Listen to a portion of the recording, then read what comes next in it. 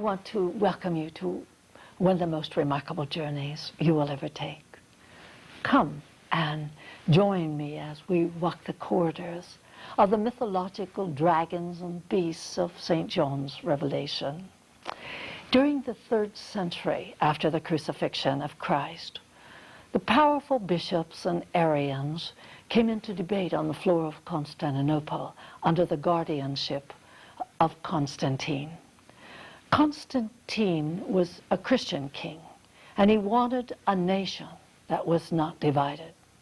Thus, at the end of the debate, the Arians lost and their work was relegated to the Dark Ages. The bishops, however, knowing that humanity was illiterate, that they thought the world was the center of the universe, felt that the secret teachings of Christianity could not be given. To quote one of the early bishops, it would be like giving a weapon into the hands of a child. Among these secret teachings was the mysteries of St. John's Revelation. A new age has dawned now, and for the first time in the history of the manuscript, every single symbol will be broken and every mystery will be revealed to you. I am your hostess, Elizabeth MacDonald Burrows.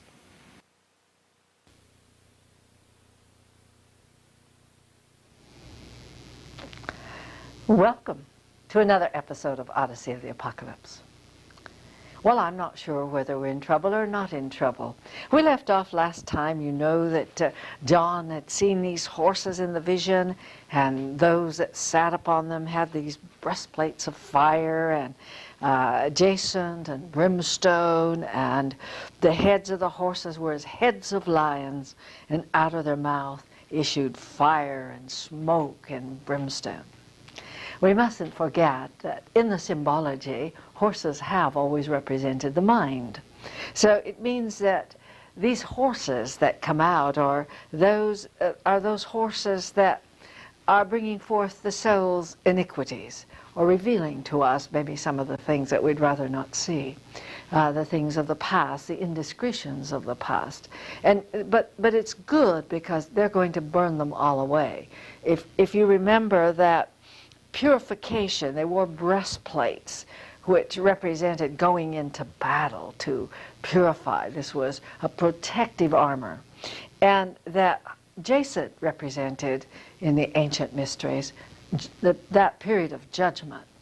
We also see this on the scale that is held, in which the little Satan sits on one side and a little angel on the other, and they flip back and forth, showing our good side and our bad side. And we always hope, of course, that the good will outweigh the bad, and we'll go on and get in through the pearly gates into heaven anyway.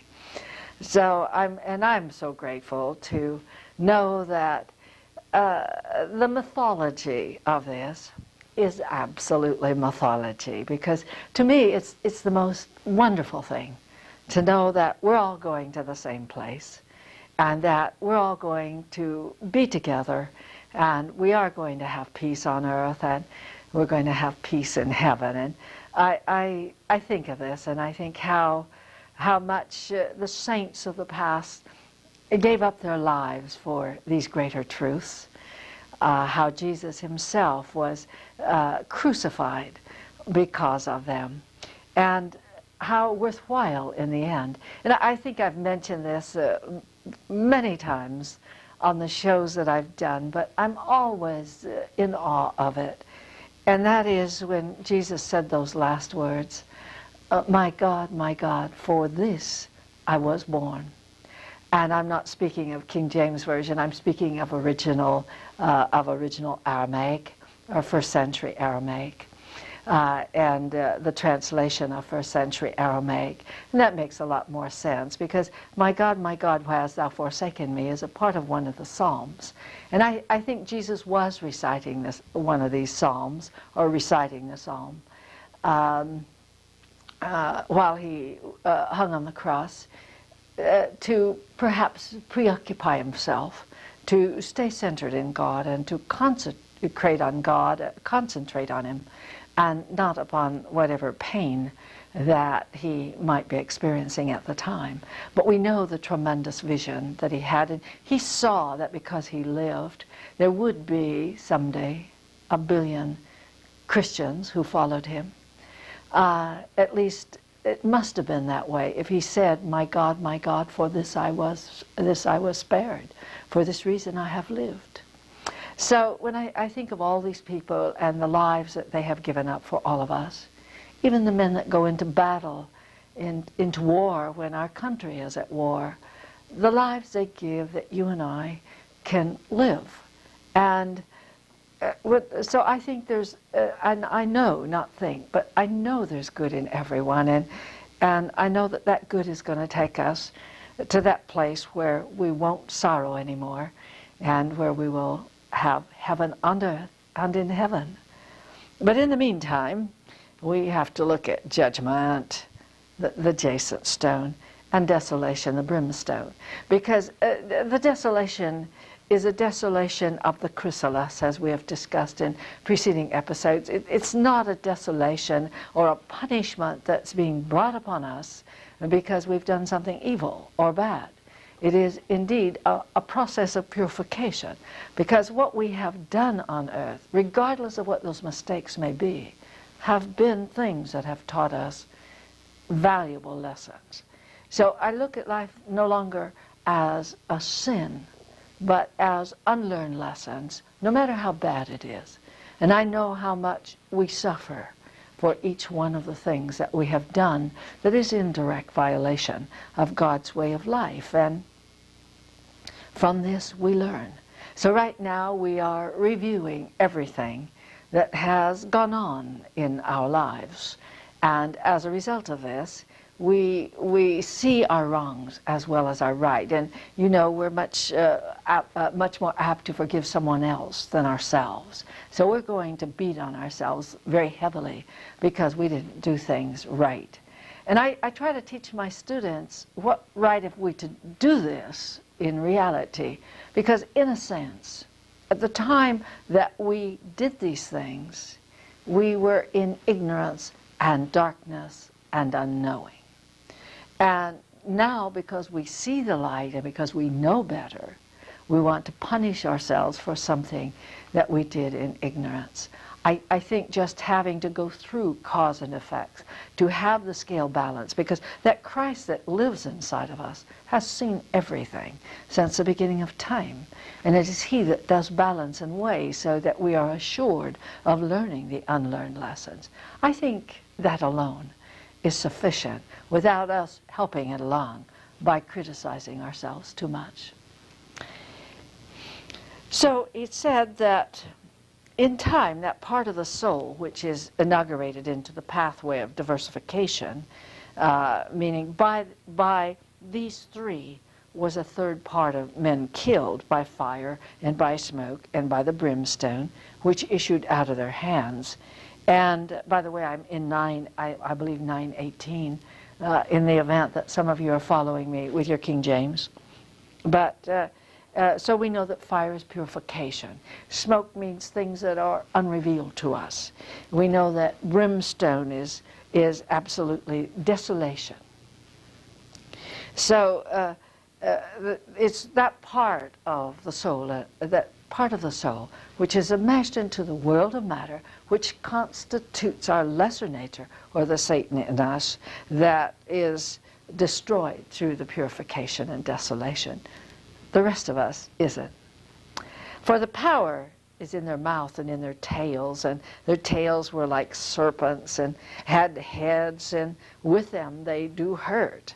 So it is that the bitterness of the knowledge laid waste to the corporeal senses through this exacting law of cause and effect. Remember, we said that the tail, which is kind of like a scorpion, we think of it in terms of stinging or punishment, but cause and effect is kind of that way. When we do something wrong, of course, we're stung because when we do something wrong to someone or something, somewhere, someplace, sometime, someone will do that same wrong to us. So it is like the sting of a scorpion. So that is why they talked about their tails being like serpents. And the rest of the men, which were not killed by these plagues, yet repented not of the works of their hands, that they should not worship devils, idols of gold, silver and brass and stone and wood, which neither can see nor hear nor walk, neither repented they of their murders, nor their sorceries, or fornication, or their thefts. Meaning that part of the corporeal nature which had not yet purified. And after all, there couldn't be too much of it purified at this point, because we haven't even started in the seriousness of the battle yet. So that part which is in us, which is not yet purified, means that we continue in the ways of, at least we try to, and sometimes do continue in the way of the enticements of the corporeal matter through desires, for one thing. So that took us over here to chapter 10. And that's where we began.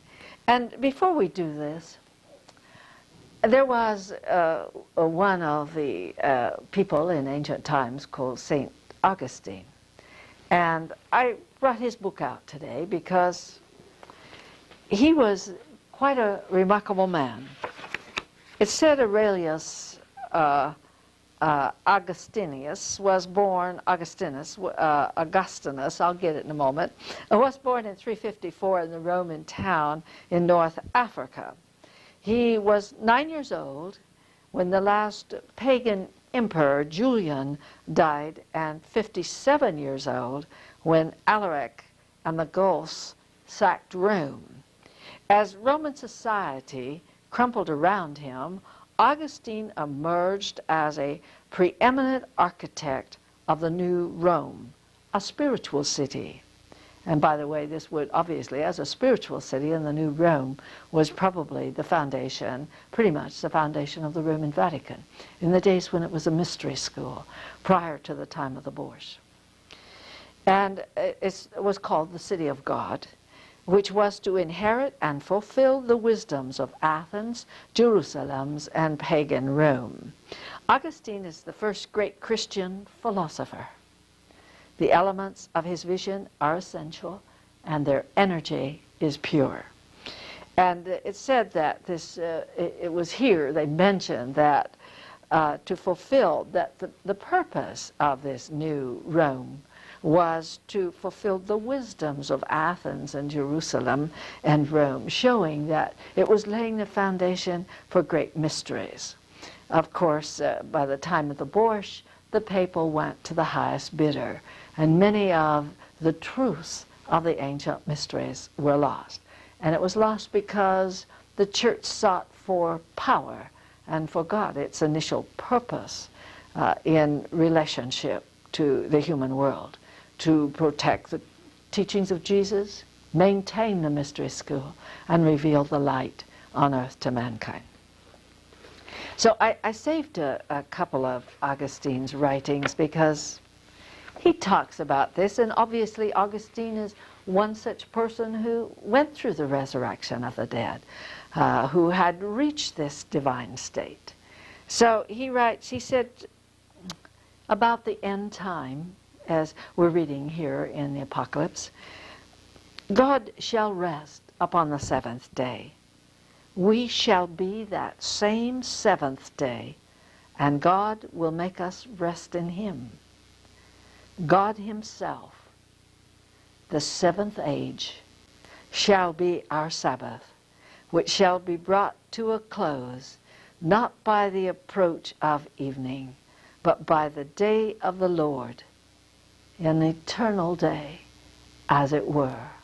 So even Augustine, way back in that time, has brought to our attention that the end time is certainly not going to be some all-out war on that 11 acres of Megiddo, but rather it is a day of coming. He said, remember he said, which shall be brought to a close not by the approach of evening or darkness or ignorance, if we might put it that way, not by the approach of evening, but by the day of the Lord, an eighth and eternal day, as it were, a day made sacred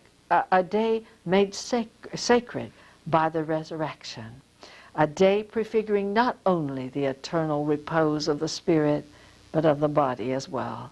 On that day we shall take our leisure, and we shall see,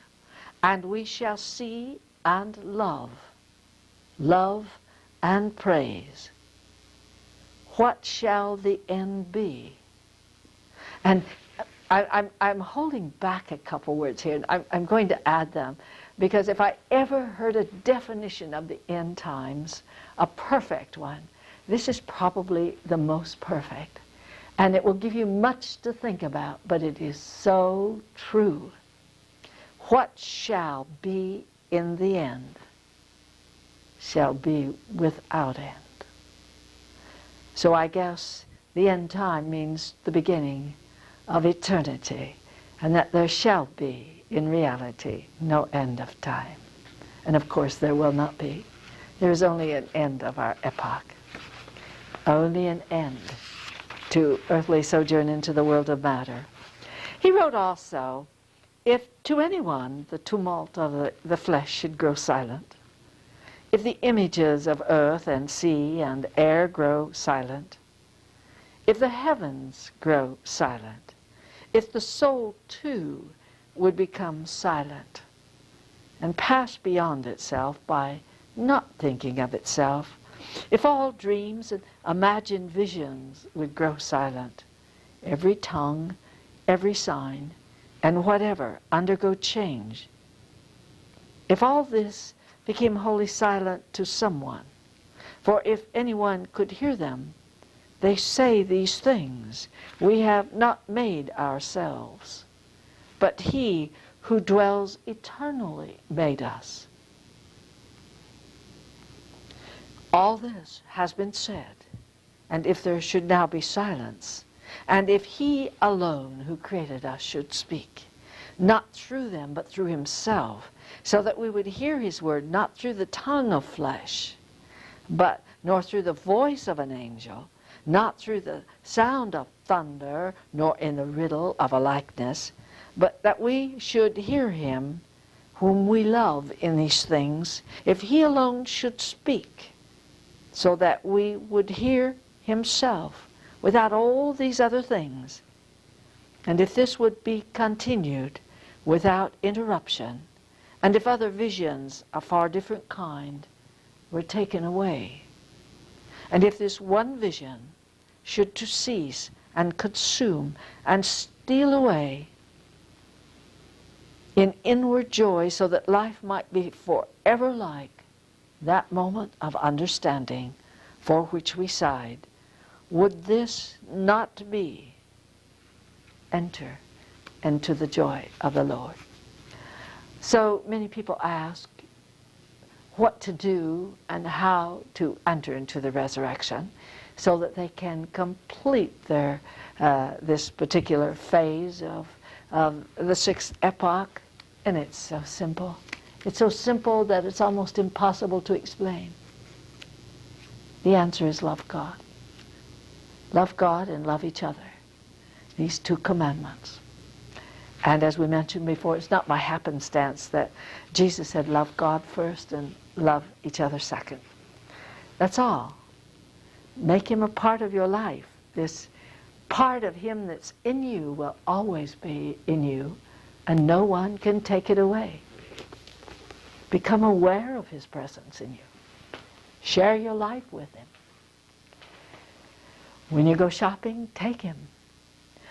When you ponder, think about him. When you see something beautiful, honor him. To share your life with this presence that is in you. And then he, in turn, will unite you with all of that which is around you. And that is when the magic starts. Well, this takes us into chapter 10, and I call it the Angel of the Seventh Mystery, because we are about ready to open up the seventh seal. And remember I said that in the Four Horses of the Apocalypse, it was so astounding that John only gave one verse to each one of the horses, but he gave almost a chapter and a half to the seventh seal. Yet we never hear anything much about the seventh seal, and we hear a great deal about the Four Horses of the Apocalypse. So, and this angel of the seventh mystery, I chose for a verse to describe this chapter. Probably the best is Romans 13:1. It said, "Let every soul be subject to the higher powers, for there is no power but of God, the powers that be ordained of God." So it said, let us all be subject to these higher powers which flow through the universe.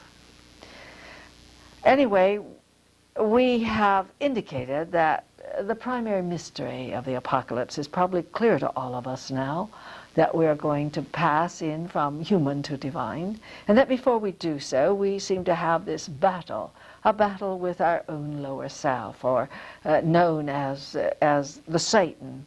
And it said that this early part that we're going into is kind of preliminary skirmishes. And now we're going to start into some of the more exciting.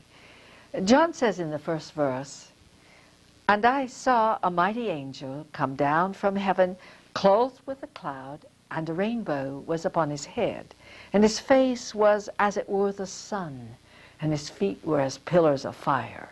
We don't have to concern ourselves with who this is, because this is definitely that divine nature, the Christ in us, which now descends, because he said he had feet, the pillar of fire. That means purification. He's descending into the world of matter, descending to take over the possession of the soul, to purify it.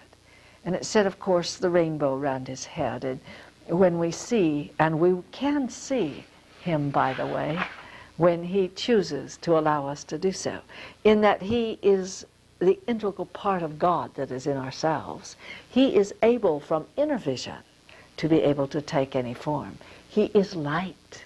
And what did we say about light here recently when we talked about the rainbow around the throne of God?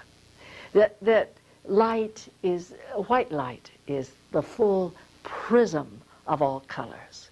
So this brilliant white of his face throws around his head the color of the rainbow, the full spectrum.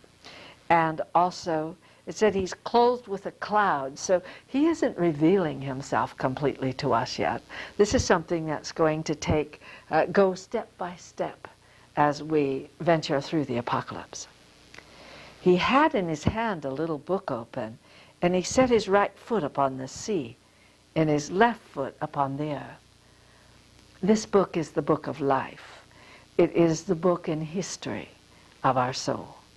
I have to tell you, perhaps my own vision, when first I came into contact with this a quarter of a century ago.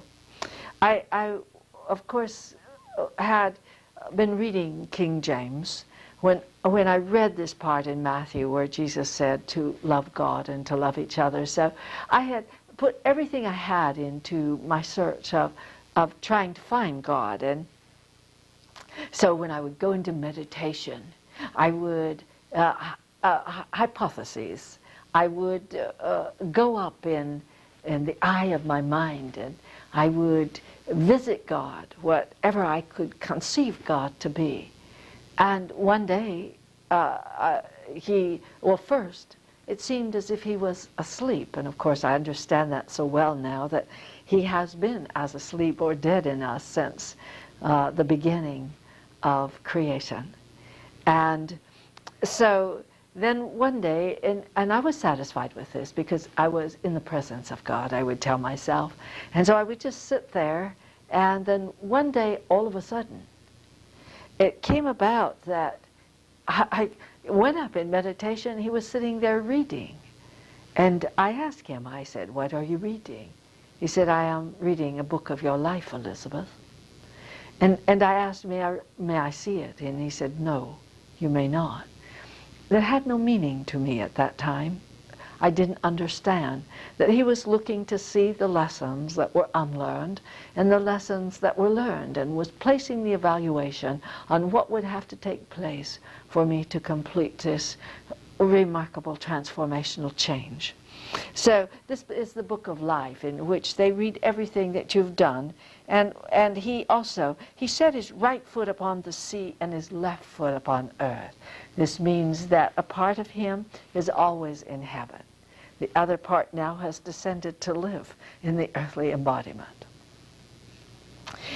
And cried with a loud voice as when a lion roared, and when he cried, 7 thunders uttered their voices. By now we know that thunder is something which kind of shakes loose like an earthquake. We also know that 7 are those tremendously beautiful, remarkable 7 cosmic laws. Power and love, and wisdom, creative work, eternal life, peace that passeth all understanding, and oneness with the Heavenly Father, as outlined by Jesus in his secret teachings of the Gospel of Peace. And when the 7 thunders had uttered their voice, I was about to write. So John said that from what he's seen already, he is now preparing to write, but he is told, no. He said, I heard a voice from heaven say, seal up those things which the 7 thunders uttered, and write them not. And I have to assume the reason he was stopped at this point, because, as you know, later on in the Odyssey, or the Apocalypse, John is told to write these things and put them in a book. But this is at the end, toward the end. And so, in a sense, of putting all these things down for mankind. So I think there was more yet that John had to learn. And the angel which I saw stand upon the sea and upon the earth lifted his hand to heaven, and swore by him that lived for ever and ever, who created heaven, and the things that therein are, and the earth and the things therein are, and the sea and the things which are therein, and there should be time no longer. This means then, I like the way that John brought it to me at that time when we were working on the Apocalypse. He said, and swore by God, who lived forever and ever, and created heaven and earth, and all things therein, that there would be no more time for mankind. It was coming, and this is true. As we enter the next millennium, we have taken a tremendous stride in moving into the final epoch of creation. So it's a time of celebration. It's like everyone has gone inside themselves, and there have been many lessons that we've had to learn, and we've been very wrapped up in ourselves. But oh, I promise you, the next 2,000 years is a year that shall put our technology of today to shame. But in the days of the voice of the 7th angel, when he shall begin to sound, the mystery of God shall be finished, as he has declared to his servants and his prophets. Means that as we enter into the 7th and final epoch of creation, all the things that we have never known will be revealed to us. Because all of this must come to pass before we can finish our human progression or evolution. And the voice which I heard from heaven spake to me again and said, Go and take the little book which is open in the hands of the angel which standeth upon the sea and the earth. And I went to the angel, and I said to him, Give me the little book. And he said to me, Take it and eat it up, and it shall make thy belly bitter, but it shall be sweet in your mouth, as sweet as honey. And so it's like it reveals everything that was, and everything that is, and everything that will be. And this happens to you as your consciousness, for the first time, unites with the consciousness of God. You see what you have been, and you know what you will be, and you know your purpose in life. So John not only saw this as an individual, but he is now looking at it collectively. And so so the past, he sees the war and suffering, He looks at his now time, and if we can go back to Israel 2,000 years ago, to people who had just crucified John's master, to the war and struggle that was going on internally in the priesthood over the sake of religion. There was the new religion, Christianity, being born, the old religion, Jewish, there was Hebrew, the conflicts that were going on. There was no peace here, so it tasted, this was all bitter to him, to see the wars and desolation that existed then, and the things that we have done to one another in the past. But he also saw the future, and he knew that it would be all right. And so it was sweet to his mouth, although bitter to his belly. And I took the little book out of the angel's hand, and I ate it up.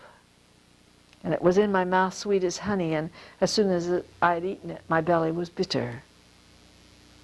And he said, thou must prophesy before many people and nations and tongues and kings. Thou must talk about this future time when the end of the world is coming, or has come, or will come rather. So you must prophesy, for this knowledge which has been given to you must now be revealed to all nations and people. And we are still to this day trying to reveal these mysteries to mankind, so that we will throw away our false dogmatism, that we will get away from judgment and hatred and anger. But we are still little children, and God is patient with us, so I guess we must be patient with one another. I picked up at the end of this chapter writing by Dr. Everard, who was one of those who had completed the resurrection of the dead, one of the illumined men of the past. He was in 1650. And he wrote, the path to immortality is hard, and only a few find it. The rest wait the great day when the wheels of the universe shall be stopped and the immortal spark shall escape from the sheaths of substance.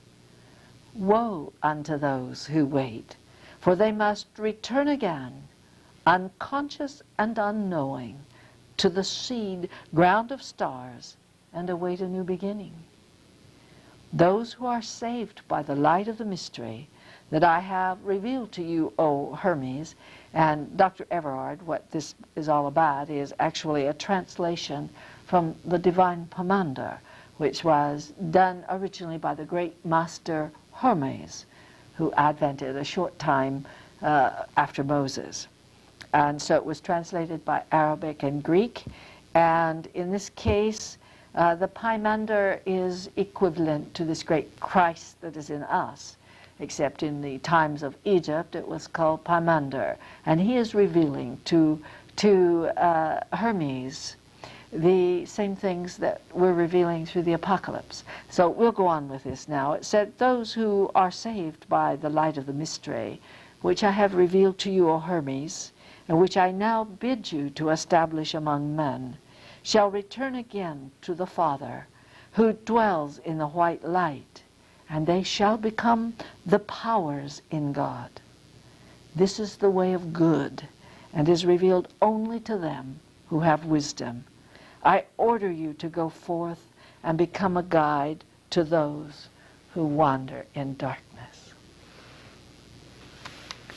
Which takes us to the portals of chapter 11. And I chose for a scripture, chapter 11, St. John 14, 16, 17. And I will pray the Father that he shall give you another Comforter, that he may abide with you forever, even the Spirit of truth, whom the world cannot receive, because it seeth him not, neither knoweth him. But ye know him, for he dwells with you, and shall be in you. And those are the important part of St. John's 14 chapter, verse 16 to 17, is that this power dwells not only with us, this great Christ light, but he also dwells in us.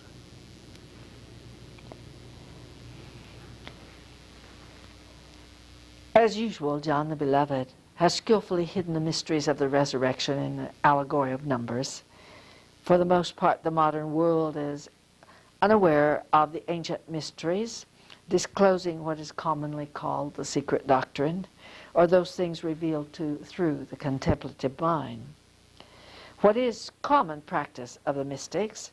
A person who experiences mystical union or direct communion with God throughout the ages, to study the outer world of matter in order to comprehend the inner secrets of the soul. There's a firm rule. I, who am a Christian mystic, have abided by this rule, and that is that whatever we teach, we can see revealed through everything that is around us. We can see it revealed through the trees and the flowers. Immortality and eternity is revealed by the very fact that this planet, 1 billion years ago, had no human life and no animal life. And we've watched lives disappear or species disappear, new to come into being. Always this continual process of becoming more and more complicated, more complex every day that we live.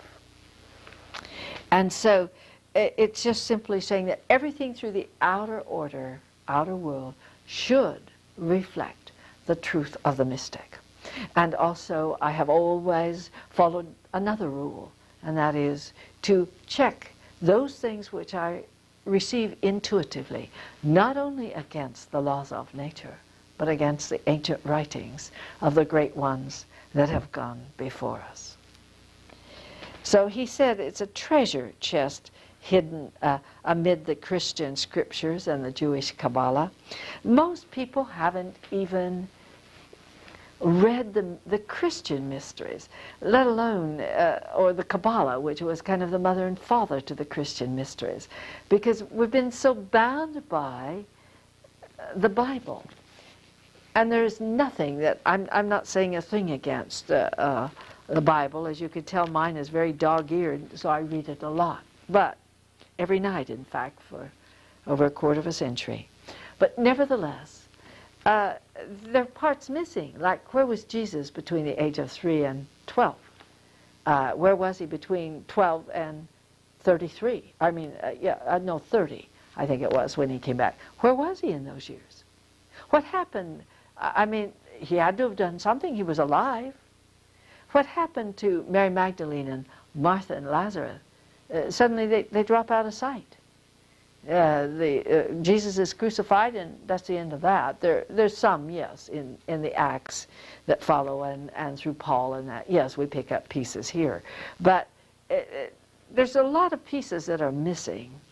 And so I do not understand always why we are so hesitant to read those things which have been translated, and to research them and see if we can't fill in some of those missing pieces.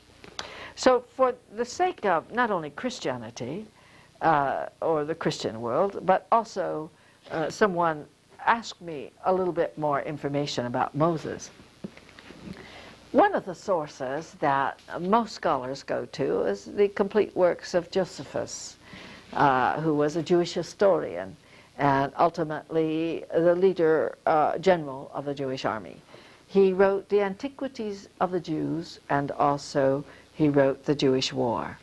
And for research on the life of Moses and the Essenes, I think this is probably one of the best works that someone can read, because Josephus himself was studied with the Essenes, and most people don't know that, but we have a translation of the Vatican manuscript of a discourse between Josephus and Banas, the Jewish historian. And it is Josephus, after all, that gives us such a full account of Moses. Moses as a military general, Moses as the marrying the Ethiopian woman, Moses in the wilderness, so much more than what we are able to receive here.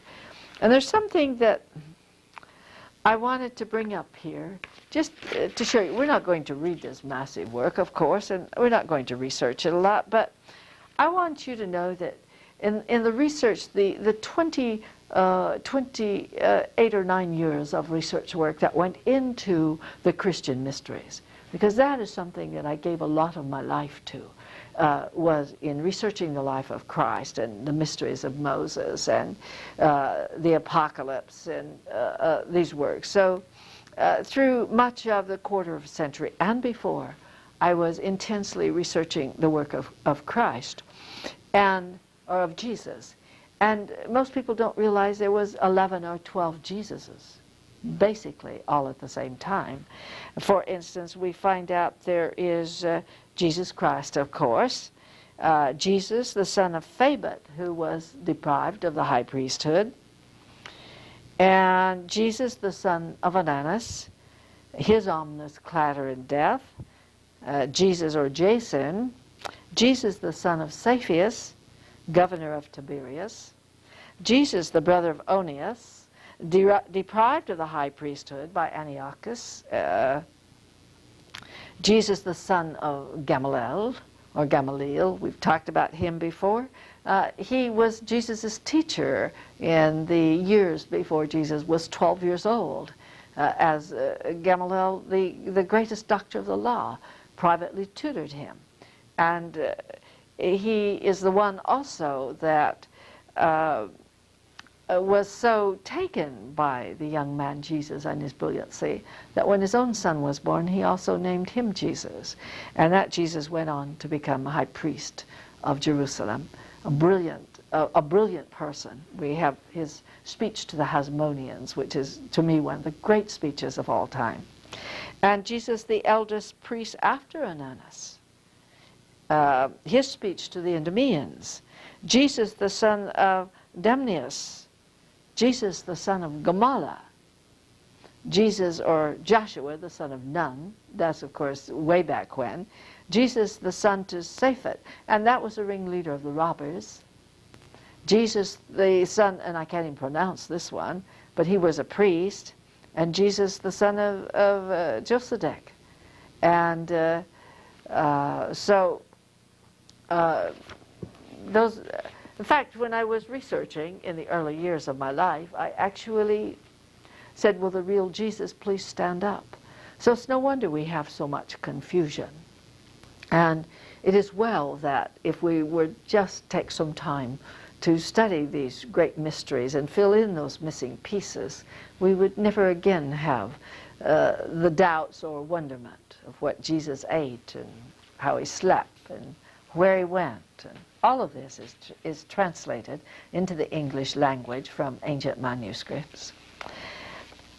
So, if we follow this, and we find a whole wealth of material, how the church was first formed, and the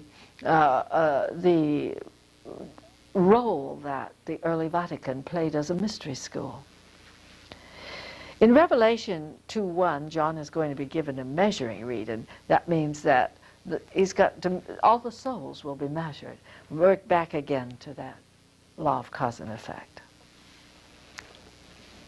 So we are going to move on now into the first verse of the, I believe, of the 11th chapter.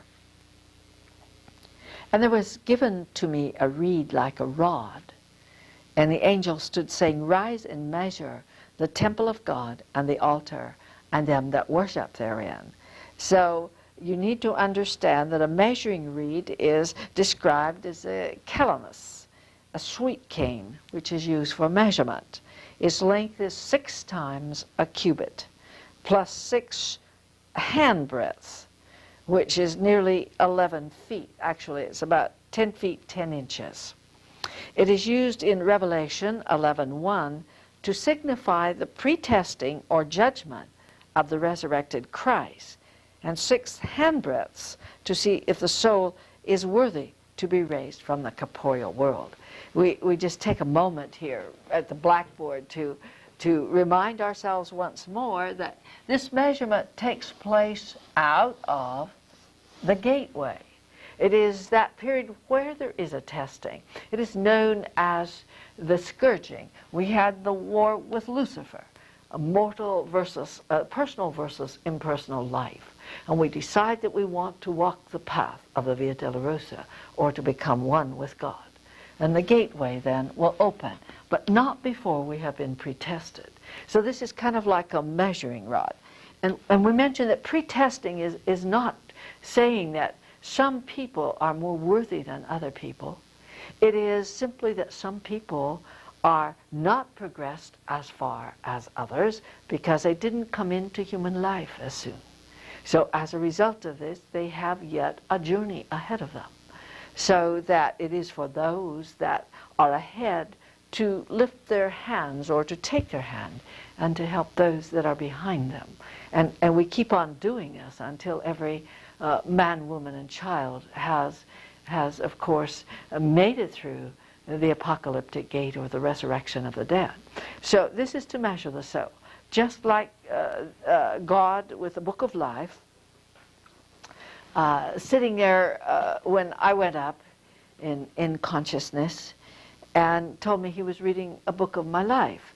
He was evaluating these unlearned lessons. So this is what's taking place now, is that he's given a reed like a rod, and he's having to measure the temple of God or the inner soul to evaluate whether it's ready to enter into the great battle. But the court which is without the temple, leave out and measure it not, for it is given unto the Gentiles in the holy city that they shall be tread under foot 42 months. So he's saying those that do not come unto the mysteries, who are not willing yet to learn of the resurrection of the dead, don't bother them. Let them trod for outside of the city, because the soul, the holy city, of course, is within the soul itself. And so as a result, let them trod out, bound to the corporeal world, to the senses, to sorrow and death, and the things that bring illness and old age. And they shall 42 months, remember, 4 is the 4 elements.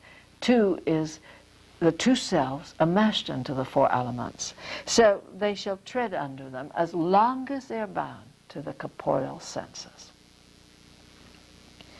And I will give power unto my 2 witnesses, and they shall prophesy 1,260 days, dressed in sackcloth. And there are only 2 witnesses to everything that has gone on within the soul. The first one is the indwelling Christ, and the second one is the soul itself, who has participated not only in the world of heaven, but in the world of matter. These 2 alone have seen everything that has taken place. So it is simply saying now they will have to go through the purgation and darkness. 1,000, they must return to the one. Remember, we looked at this in of 1,200 or 12,000. We looked at 144,000. Now we're just looking at it in the 1,000. The body, soul, and spirit must return to the one. Until it does so, it is in desolation or sackcloth. And of course, the 2, that's the 1,000. But then it had that the 200, and of course that's the 2 selves, the soul's marriage to the Lamb. The Christ, the marriage of the soul to the Christ. And the resurrection of the dead is completed, and of course 80 days would be 10 and 10 and 10.